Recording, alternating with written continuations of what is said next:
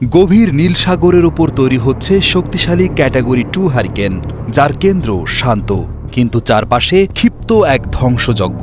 এটি কোনো science fiction মুভির দৃশ্য নয়, বাস্তবে মহাশূন্য থেকে আন্তর্জাতিক মহাকাশ স্টেশনের ক্যামেরায় ধারণ করা হয়েছে হারিকেন এরিনের এই অবাক করা ভিডিও।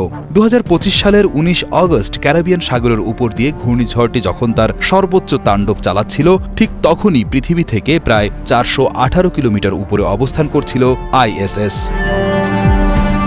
হারিকেনের ঠিক মাঝের অংশটি চোখ নামে পরিচিত।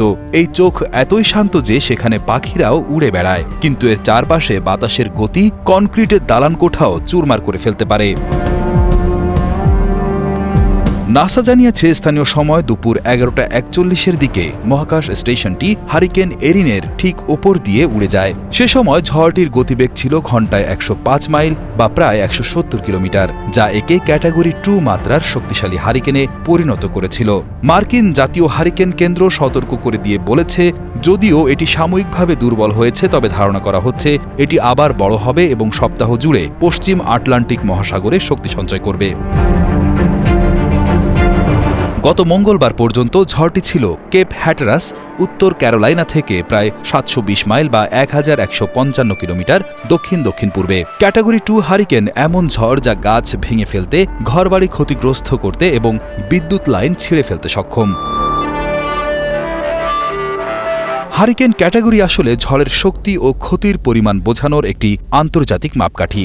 এটিকে বলা হয় স্যাফির সিম্পসন হারিকেন স্কেল।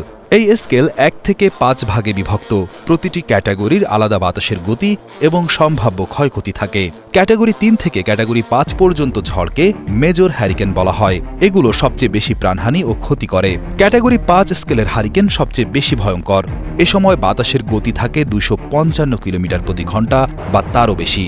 বাতাসের গতির পাশাপাশি জলোচ্ছ্বাস ও বৃষ্টিপাতও ক্ষতির মাত্রা বাড়িয়ে তোলে। যেমন 2005 সালের হারিকেন ক্যাটরিনা ছিল ক্যাটাগরি 5।